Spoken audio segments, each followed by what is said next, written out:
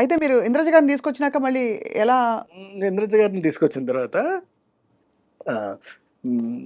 మళ్ళీ తర్వాత 'మాయలోడి' cinema complete అయిపోయిందండి. అదే తర్వాత 'యమలీల' సినిమా కంప్లీట్ అయిపోయింది.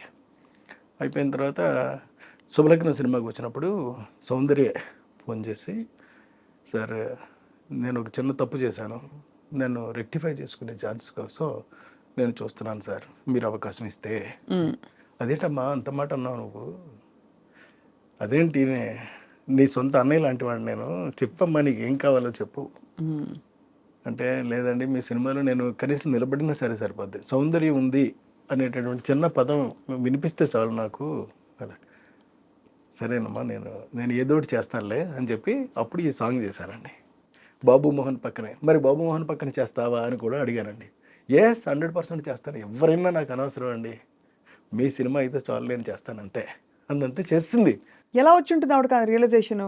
అంటే ముందు వద్దనుకున్నప్పుడు అప్పుడు ఏంటంటే, అప్పుడు తన మెదడులోనో మనసులోనో మొత్తం మీద ఈ బయట నుంచినటువంటి చెప్పిన మాటలన్నీ కూడా బాగా ఎక్కాయి. అంటే పెద్ద పెద్ద పెద్ద పెద్ద హీరోలు ఉంటేనే కానీ చేస్తే చిన్న హీరో మరీ జాలీ లాంటి చిన్న హీరో మీద చేయటం ఏంటి అలాగని. కోట కూడా మానేశాడండి. అయ్యో, మానేస్తే చేయలేనంటే అప్పుడు కోట బదులు భరణిని పెట్టాను నేను. అందుకనే మీకు అప్పటి నుంచి కూడా నాకున్న అనుభవంతో అండి నేను చెప్తున్న మాట ఏంటంటే, క్యారెక్టర్ కన్నా చిన్న హీరోని పెట్టుకుంటే, చిన్న ఆర్టిస్ట్ని పెట్టుకుంటే ఎప్పుడు మీకు నో చెప్పే ప్రసక్తి ఉండదండి. మనం ఏమైతే అనుకుంటున్నామో అది ఎగ్జాక్ట్గా తీసుకురాగలుగుతాము. లేకపోతే చెప్పిందల్లా విని వాళ్ళు చెప్పేదంతా విని వాళ్ళ బ్రెయిన్లో ఏమైతే ఉందో దాన్ని మాత్రం మనం ప్రొజెక్ట్ చేయాల్సి వస్తుంది. మీకు పెద్ద పెద్ద సినిమాలన్నీ కూడా ఫ్లాప్ అవడానికి ప్రధానమైన కారణం ఇది మాత్రమే. ఎందుకంటే వాళ్ళకి అంత బ్రెయిన్స్ ఉండవండి. అంత స్ట్రక్చర్ ఉంటుంది, బాడీ ఉంటుందండి, కానీ బ్రెయిన్ వాడతారు. అక్కడే వస్తుందండి మెయిన్ ప్రాబ్లం. లేని బ్రెయిన్ వాడేటటువంటి ప్రయత్నం చేయటం వల్లే మీకు సినిమాలన్నీ కూడా వరుసటి ఫ్లాప్ అవుతున్నాయి. అందరు హీరోలు అంతేనా సార్? మీరు డామ్ అని చెప్పారు, గుంట బద్దలు కొట్టి వాళ్ళ వద్దులండి.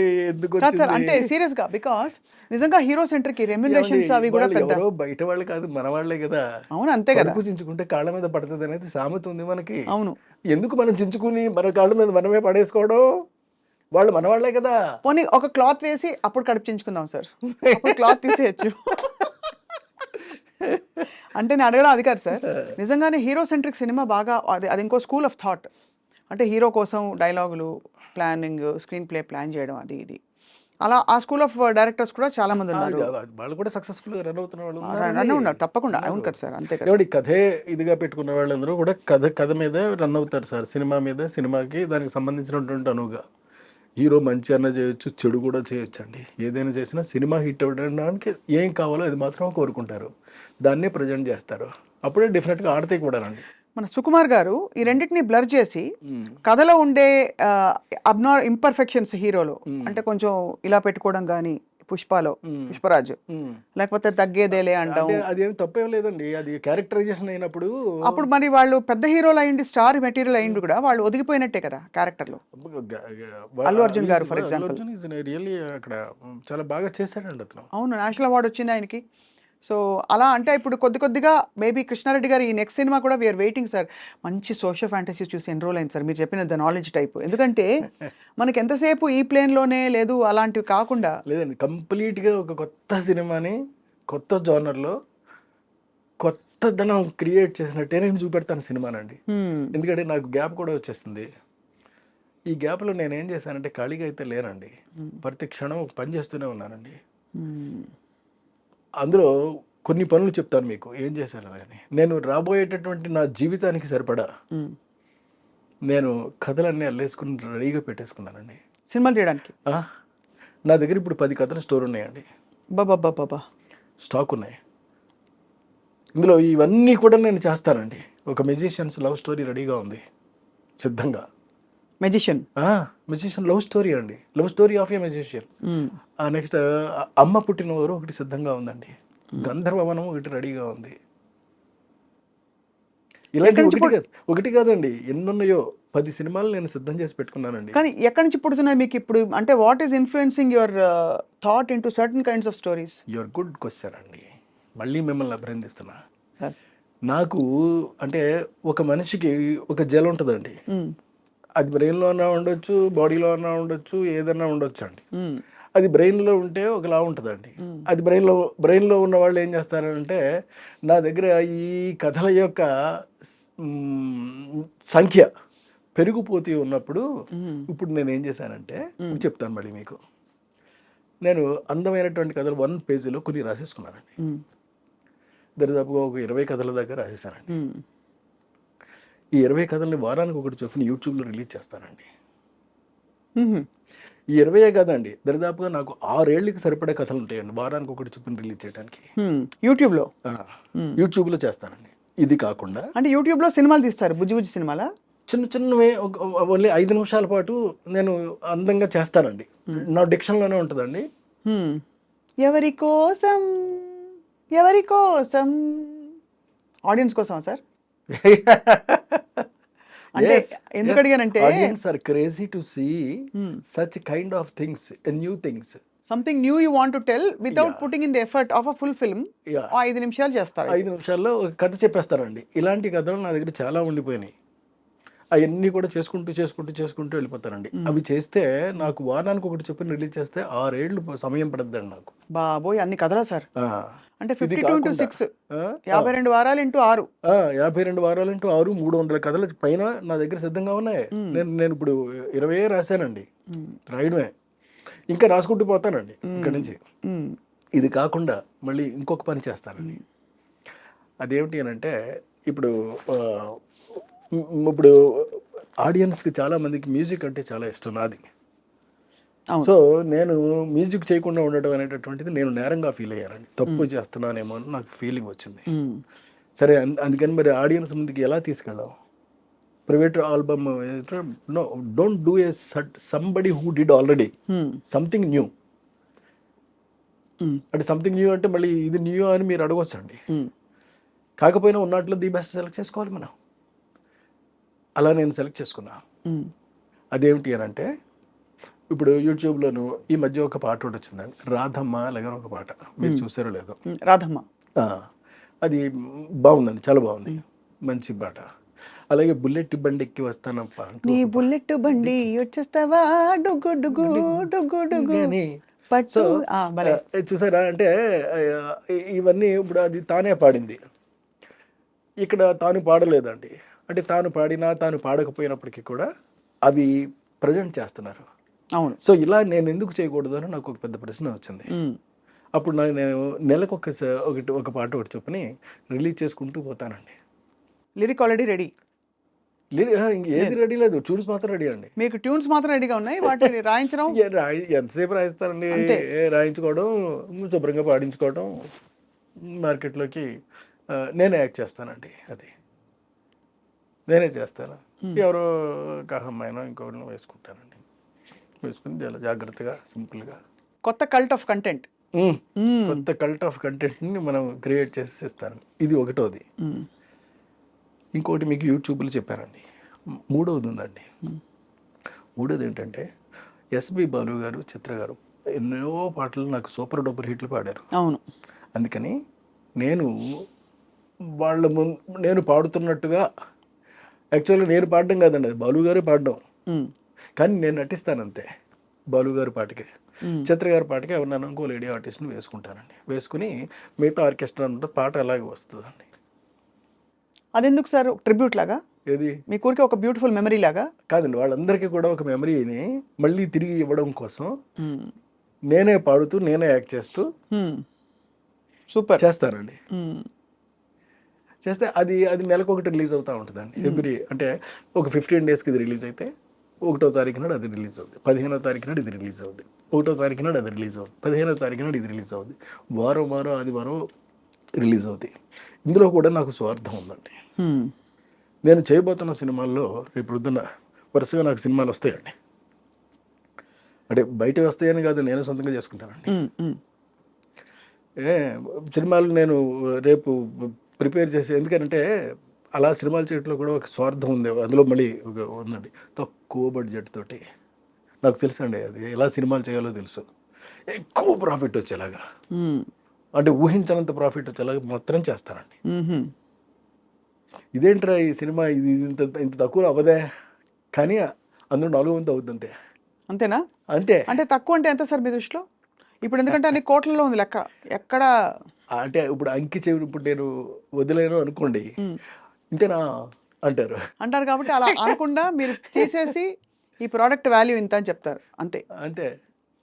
అంటే it's idea more than anything. అంటే ఈ ప్రొడక్ట్ వాల్యూ ఏమో వేరండి, పబ్లిక్ చెప్తారు వాల్యూ నేను ఎవరిని చెప్పడానికి. అంతే. కానీ దాని వాల్యుయేషన్ మాత్రం నేను వేస్తానండి, ఇది ఇది ఇంత కాస్ట్ అయ్యిందని మాత్రం నేను వేస్తాను అంతే. ఆ కాస్ట్ నేను తెలియజేస్తానండి, మధ్యలో ట్యాక్స్ కట్టేస్తా. సో మీరు జీవిత కాలానికి సరిపడా క్రియేటివ్ ప్రాజెక్ట్స్ అన్ని అలా అలా అలా కుమ్మేసేలా పెట్టేశారు. పెట్టేసుకున్నా.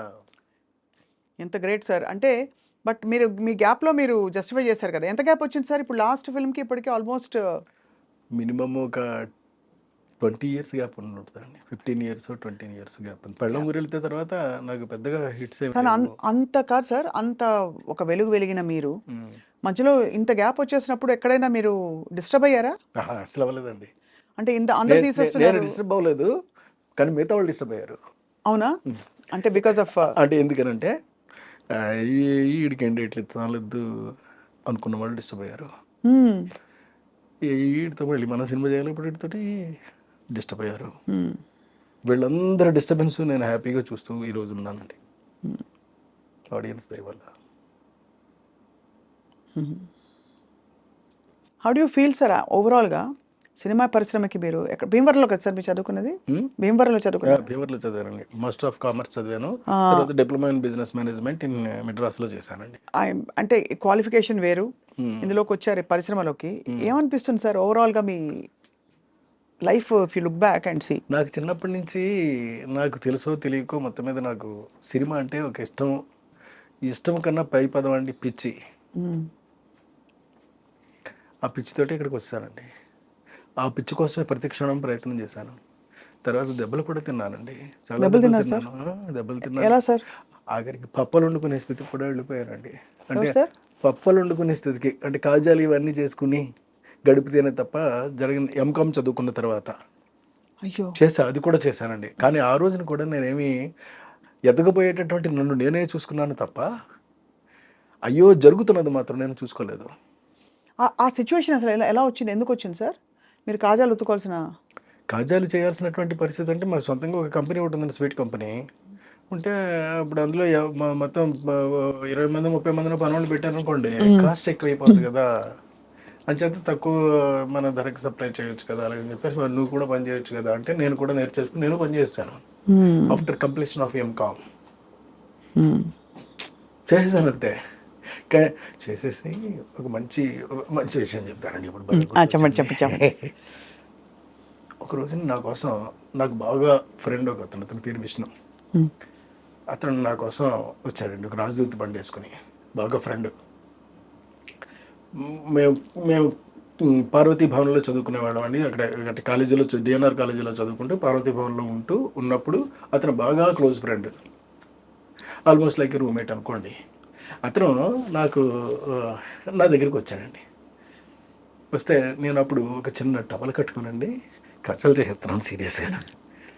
అప్పుడు ఎవరో వచ్చి చెప్పారు, నీ కోసం ఎవరో వచ్చారు ఇలాగని. చూస్తే వీడు టవల్తోనే ఉన్నారండి. మరి పని చేసుకుంటే టవల్తో ఉండకపోతే ఎలా ఉంటాం? అవును అంతే కదా. పెద్ద చొక్కాలు వేసుకుని ప్యాంట్లు వేసుకుని జీన్స్ వేసుకుని ఉండమండి మనం, అలాగే ఉంటాం. అలాగే ఉన్నాను. అంటే వాడు వచ్చాడు, వాడు వస్తే కూర్చోబెట్టవాడిని, రే కుర్చీలో కూర్చోనుకో అంటే, పర్లేదు కింద కూర్చుంటాను అన్నాడు. నువ్వు కుర్చీలో కూర్చో, ఎందుకు నేను చెప్తున్నాను కదా కూర్చో అని చెప్పి నేను చేసి, రే కాజా వీటికి మంచి వేడిగా ఉండి తీసుకొచ్చి ఒక ఆకులో పెట్టి వాడికి ఇచ్చా. వాడు అది తింటూ ఏడ్చేసాడండి. అయ్యా, లిటరల్గా ఏంట్రా ఇది, నువ్వు ఈ పరిస్థితి నీకు అలాగని ఫీల్ అవ్వద్దురా, నువ్వు తిను, హ్యాపీగా తిను అంటే అది తినలేదండి, వదిలేసేసి లేచి వెళ్ళిపోయాడు. వెళ్ళిపోయినాడు, బండి వేసుకుని వెళ్ళిపోయాడు అంతే. అంటే అన్ని రకాలు మనం చూస్తాం, ఇవన్నీ కూడా మనకి జీవితంలో ఎదురవుతూ ఉంటాయండి. అవును సార్. అదే తప్పదు అవన్నీనండి. అలాంటిది చూసి కూడా మనం నిలబడి ధైర్యంగా ఎస్ రేపటి రాబోతున్నటువంటి రోజు మనది ఇది కాదు, మనది ఇంకోటి ఏదో, అది ఏంటో ఇప్పుడు మనకు తెలియదు అని ఆ నమ్మకం ఉండింది అప్పటికే. ఉండేదండి. ఆ క్షణం కూడా ఉండేది. అక్కడి నుంచి మరి మీరు దీనికి రావడం అన్నది అది ఎలా జరిగింది సార్ దట్ ఆ ప్రాసెస్? ఇక ఆ తర్వాత ఇక అక్కడి నుంచి మళ్ళీ హైదరాబాద్ వెళ్ళామండి. హైదరాబాద్లో అచ్చిరెడ్డి గారు ఆ, ఆయన ఆయన బాగా హెల్ప్ చేశాడండి, చాలా హెల్ప్ చేశాడు ఆయన. మీకు చాలా అత్యంత ఆత్మీయులు కదా అచ్చిరెడ్డి గారు, బాగానండి. మాటలో చెప్పలేనంత. మీ ఇద్దరు యాక్చువల్లీ ఒక పేరు ఉంటే ఇంకో పేరు లేకుండా ఉండదు. అవునండి. మ్మ్. అచ్చిరెడ్డి గారు is a very nice person అండి, యాక్చువల్గా చెప్పాలి అని అంటేనే. మ్మ్.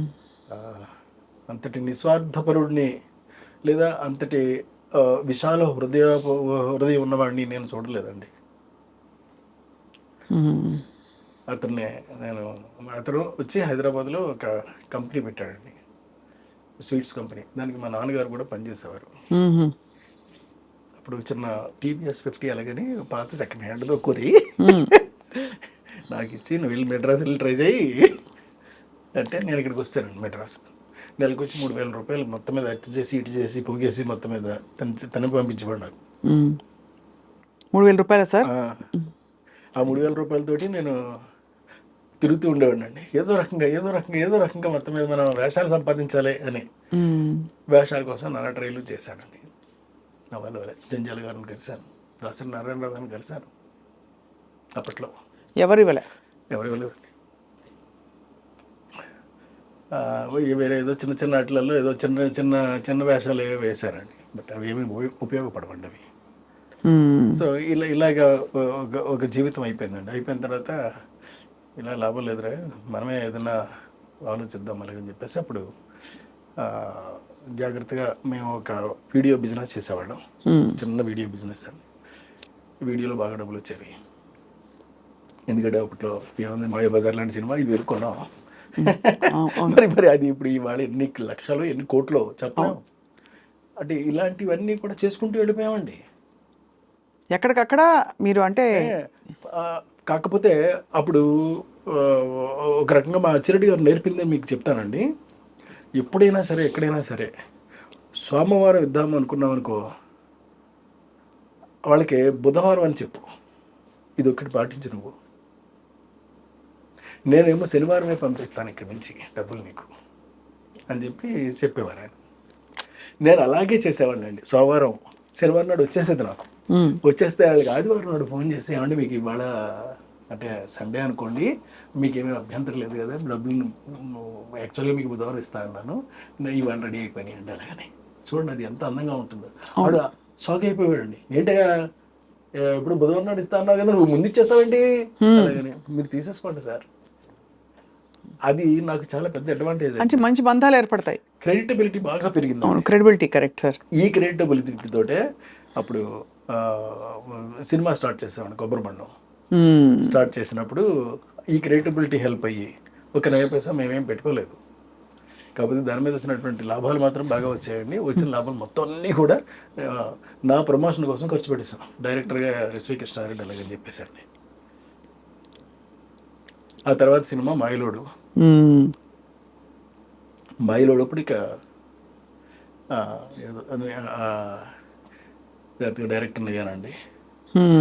సో ఒక పక్క నుంచి మ్యూజిక్ నాకు హెల్ప్ అయింది బాగాను, ఇంకో పక్క నుంచి కథలు, ఇంకో పక్క నుంచి స్క్రీన్ ప్లే, మ్యూజిక్, పైగా ఒక దివాకర్ బాబు గారు అన్ని రకాలుగాను హెల్ప్ అవుతూ నేను మంచి మంచి సినిమాలు చేయగలిగాను. ఇప్పుడు దివాకర్ బాబు గారు మళ్ళీ రాస్తున్నారా సార్ మీకు, లేక ఈసారి మీరే రాసుకుంటున్నారు మాటలు? ఈసారి నేనే రాస్తున్నాను కదా అండి. అదే అదే అదే కారణం ఏంటి సార్? అంటే అఫ్కోర్స్ మీరు రాయాలి, రాయకూడదని కాదు, కానీ అంటే దానికి చాలా కారణాలు ఉంటాయండి. డబ్బు అంటే ఇప్పుడు ఆయన కనీసం ఒక 1,00,000 2 లక్షలు డబ్బులు అడ్వాన్స్ ఇవ్వాలి కదా. అవును. నా వల్ల నా దగ్గర ఏది. మరి ఎలా తీస్తారు సార్ సాహసించి అంత పెద్ద సినిమా? చేస్తానండి, ఇప్పుడు చేయగలను, చేస్తా. ఎప్పుడు కూడా క్రెడిటబిలిటీ అనేటటువంటిది పాడు చేసుకోకపోతేనండి మనిషి ఏమైనా సాధించగలుగుతాడు సార్, నాకు తెలుసున్నంత వరకునండి. అది మాత్రం పాడు చేసుకోకూడదు. అది ఒక్కటి నిలబెట్టుకుంటే చాలండి, మనిషి ఎప్పుడు హీరోలాగా ఉంటాడు. నేను ఇప్పుడు చేస్తానండి, నేను అది రాసి అప్పుడే 3-4 ఏళ్ళు 5 ఏళ్ళు అయింది. అవతల మా అల్లుడు గారు ఉన్నారండి, మా పెద్దమ్మాయి హస్బెండ్ పేరు రాఘవరెడ్డి. వాళ్ళకి ఒక పెద్ద బిజినెస్ ఉందండి అక్కడ. సో అంటే మొత్తం చుట్టూ మొత్తం అందరూ కూడా నా మంచి కోరుకునే వాళ్ళు ఉన్నారండి. అవును, మీకేమో ఐడియాలు ఉన్నాయి, ఆ, ఆ. మేరే పాస్ ఐడియా హే అంతే. అత్యంత చేయటమేనండి. సార్ కొన్ని గొప్ప సినిమాలు హిందీలో రీమేక్ అయినప్పుడు మ్మ్. ఎందుకు మీరు డైరెక్ట్ చేయలేదు? అంటే శుభలగ్నం కూడా ఒకటి. శుభలగ్నం వచ్చినప్పుడు నేను అంటే నాకు అప్పుడు డేట్లు కొంచెం టఫ్గా అనిపించినాయండి. అంత బిజీగా ఉండేవారు అప్పుడు. చాలా బిజీగా ఉండేవాడిని అండి అప్పుడు. అనిల్ కపూర్ గారు అడిగారు నన్ను, శ్రీదేవి హీరోయిన్ అండి. జుదయ్యా సార్? జుదయ్ జుదయన్ కోసం ఆయన అడిగారు, అది శుభలగ్నమే చేశారండి వాళ్ళు. అడిగినప్పుడు నేను చేయలేదు. తర్వాత నో ఎంట్రీ వచ్చింది. ఆ తర్వాత మళ్ళీ ఇంకొక సినిమా ఏదో అజయ్ దేవగన్ చేశాడండి ఇంకోటి,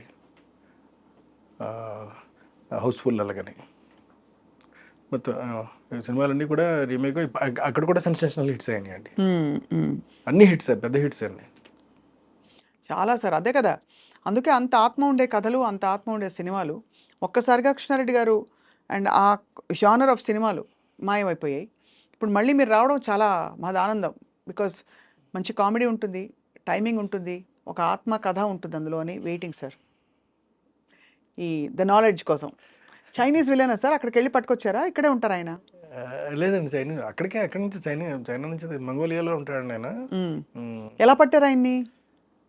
ఇప్పుడు యాక్చువల్గా పట్టే పని మీద ఉన్నానండి, పడేస్తాను. చూసి మీకు కరెక్ట్ ఇదైతే కరెక్ట్, ఆడైతే కరెక్ట్ అని ఎంచుకున్నానండి. ఆడ ఎక్కడ ఏంటో తెలుసుకున్నానండి. తెలుసుకున్న తర్వాత ఇప్పుడు వాళ్ళకి పంపించాము, వాళ్ళ దగ్గర నుంచి రావాలి ఇంకాను. అలాగే ఇటు ఇంగ్లీష్ హీరోయిన్ అండి, త్రిబుల్ చేస్తున్న అమ్మాయి ఉంది కదా, ఆ అమ్మాయిని ఒకళ్ళని వేస్తానండి. మన తెలుగు వాళ్ళు ఎవరెవరు ఉన్నారు సార్ ఈ సినిమాలో? మలయాళ హీరో, ఇంగ్లీష్ హీరోయిన్, అదే మంగోలియన్ విలన్ కాబట్టి తెలుగు వాళ్ళు ఎవరు ఉన్నారు? తెలుగు వాళ్ళు అని అంటే ఇప్పుడు అనుపమ్ ఖేర్ ఒక అతను ఉన్నాడండి, ఆయన హిందీ అతను. ఇంక మిగతా చిన్న కాస్టింగ్ ఏదైనా ఉంటే తెలుగు వాళ్ళు ఉంటారండి. మీ పాత మీ హిట్ కాంబినేషన్స్ లో వచ్చిన స్టార్స్ ఎవరైనా ఉంటారు? ఒక్కళ్ళు కూడా ఉండరు. అంటే ఉదాహరణకి జగపతి బాబు గారు కానీ, లేదు మన రాజేంద్ర ప్రసాద్ గారు కానీ, అలీ గారు కానీ, బాబు మోహన్ గారు కానీ ఎవరు లేరు. ఒకవేళ హీరోకి మదర్గా ఉంటే ఎవరైనా ఉంటారేమో నాకు ఇంతవరకు నేను ఇంకా ఏమి అనుకోలేదండి. అనుకుంటే ఇక అప్పుడు చెప్తా. కృష్ణారెడ్డి గారు అంటే clean cinema, professional film making, మీరు అన్నిటికీ మీరు తూచా తప్పకుండా మీరు ఆచరించి పాటించి చూపించారు. మీ సినిమాల్లో స్త్రీల చిత్రీకరణ ఎలా ఉండాలి, ఎక్కడ గీత దాటకూడదని. అత్యంత వివాదాస్పదంగా తయారైంది వాళ్ళ చిత్ర పరిశ్రమ. మలయాళంలో మీటూ క్యాంపెయిన్, లైంగిక వేధింపులు అనే అలిగేషన్స్ రావడంతో పెద్ద పెద్ద స్టార్ల పేర్లు కూడా వచ్చి రానట్టు వచ్చి వెళ్ళిపోతున్నాయి. మీ కామెంట్ ఏంటి సార్ కృష్ణారెడ్డి గారు? మీకు ఏమనిపిస్తుంది ఈ పరిశ్రమలో ఇక్కడ ఉన్నా నేనని? మీరు క్షమిస్తే నేను ఒక విషయం చెప్తాను. చెప్పండి సార్. న్యూస్ పేపర్లోను మోహన్ లాల్ వదిలేస్తున్నాడని ఏదో వచ్చిందని న్యూస్. ఆ హెడ్డింగ్ చదివేసి వదిలేస్తానని తప్ప లోతుకి వెళ్ళను నేను. అస్సలు పట్టించుకోనండి. నాకు ఇదంతా కావాల్సింది. నేను మీకు ఇందాక చెప్పానే, ఒక క్యారెక్టర్ నేను అనుకున్నప్పుడు ఆ క్యారెక్టర్కి అనువైనటువంటి వ్యక్తి ప్రపంచంలో ఎక్కడున్నా వెతికేస్తానండి నేను. ప్రపంచంలో అది ఎవరైనా పర్లేదు, నాట్ ఓన్లీ ఇన్ ఇండియా అండి, ఎవరైనా పర్వాలేదండి, వెతికేసేసి ఆడనే తీసుకొచ్చి పెట్టి చేస్తానండి. అది ఓకే సార్. అది ఇది సినిమాలు నేను చేయవలసింది అది, నేను చేయవలసింది అది, తగిందది, చేయబోయేది అదండి. అంతే తప్ప అక్కడ రాజకీయాలు ఓకే సార్. ఇది స్త్రీల రక్షణ గురించి మాట్లాడతాం, because you stand for women కాబట్టి. నేను అన్ని పట్టించుకోనండి, ఇదేమీ నాకు సంబంధం లేదు. కానీ వాస్తవం ఉందా సార్ అందులో? ఏమో ఈ వేధింపులలో లేకపోతే ఈ అలిగేషన్స్ ఏవైతే ఒక జస్టిస్ కమిషన్ రిపోర్ట్ నేను ఎలా చెప్పగలుగుతానండి? నేనేమి చెప్పలేనండి ఆ విషయంలో. నేను వాటిని జోలికి వెళ్ళను, వాటిని పట్టించుకోను, వాటిని తెలుసుకోను. నాకు ఆ ఇంట్రెస్ట్ లేదండి. అంతే. నాకల్లా ఒకటే, నా క్యారెక్టర్గా అనువైనటువంటి వ్యక్తి ఉంటే తీసి సినిమా తీసేయడమే. ఓకే, ఇలా చెప్పండి సార్, మీ సెట్లో డిసిప్లిన్ ఉండేలాగా మీరు ఎలా పాటించుకుంటూ లాక్కొచ్చారు అన్ని సినిమాలకి? మీ సెట్స్లో వివాదాలు ఇటువంటివి రాకుండా మీ యూనిట్లో హీరోలు, హీరోయిన్లు, క్యారెక్టర్ ఆర్టిస్టులు సాధారణంగా ఏంటంటే మన క్యారెక్టర్ తెలిసిన తర్వాత అండి ఎవరైనప్పటికీ కూడా అలాగే ఉంటారు, అలాగే ప్రవర్తిస్తారు అక్కడ అంటారు. అంటే ఇప్పుడు ఆహ్వానంలో రమ్యకృష్ణ గారు చేశారు, పెద్దవాడు బాహుబలిలో కూడా చేశారు.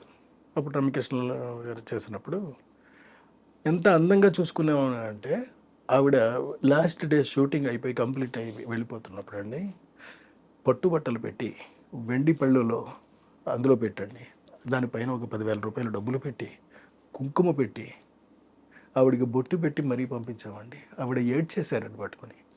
ఆ సన్నివేశం నాకు ఇప్పటికి కూడా గుర్తుంది. Great sir. అంతటి మర్యాద ఇచ్చేటటువంటి మనం మిగతా నేర్చుకోవాల్సిన అవసరం అయితే నాకైతే లేదండి. Correct sir. అదే అదే చాలా ఆశ్చర్యం. ఇప్పుడు అంటే ఈ వివాదాల వల్ల ఒక చుక్క విషయం అంటారు కదా ఇప్పుడు సార్, సౌందర్య లాంటిది ఆర్టిస్ట్ ఉందండి. ఎంత గొప్ప నటి సార్. అన్యాయం. ఎంత మంచి యాక్ట్రెస్ అండి ఆవిడ.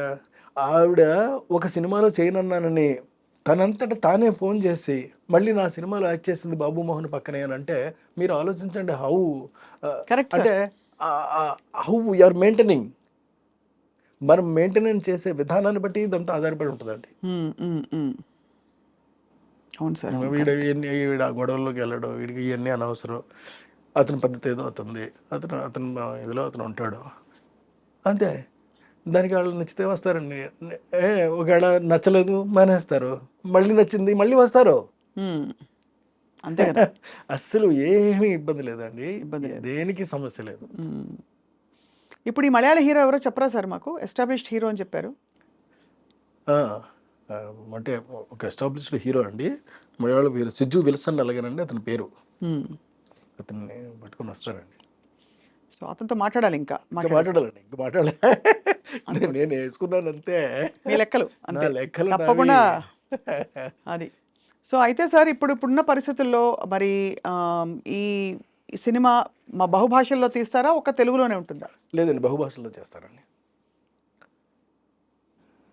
ఇంగ్లీష్లో చేస్తాను, మలయాళంలో చేస్తాను, హిందీలో చేస్తాను, ఇంకెలా ఏ భాషలో వీలైతే ఆ భాషలలో చేస్తారండి.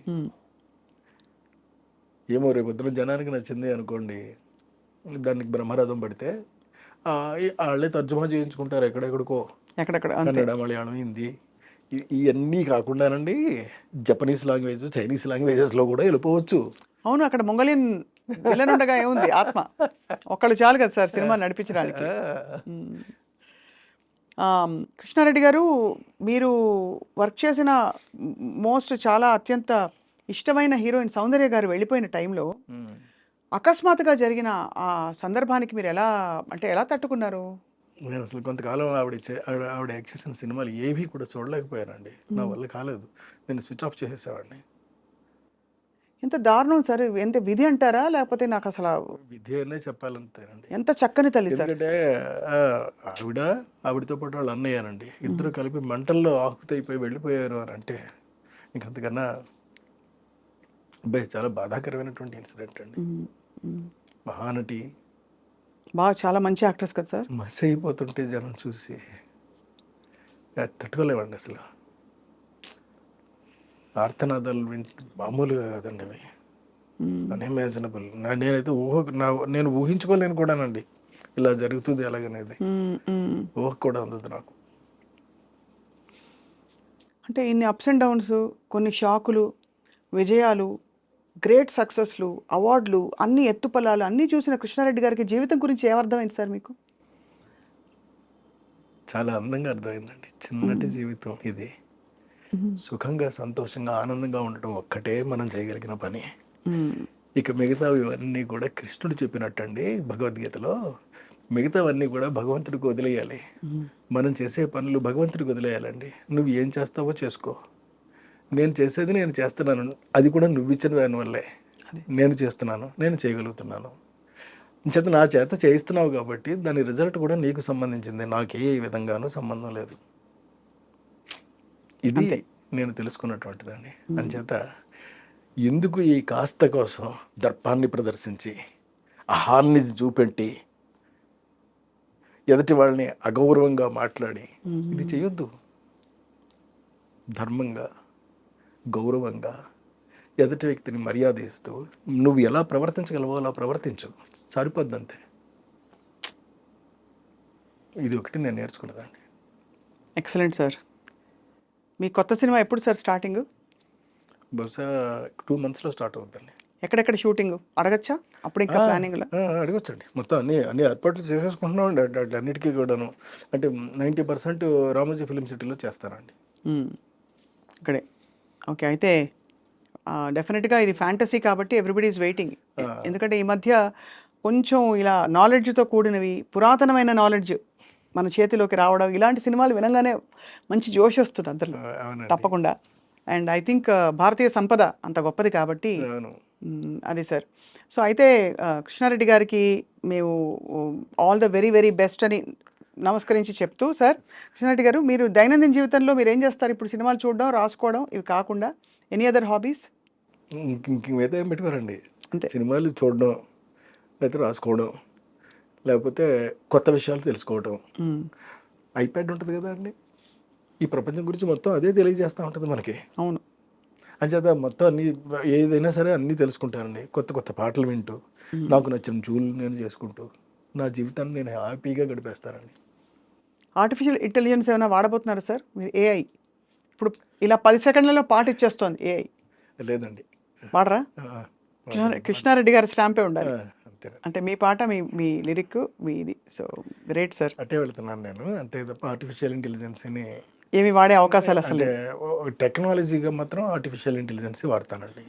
టెక్నికల్గా వాడతాను తప్ప for the making of the film నేను వాడదలుచుకోలేదు.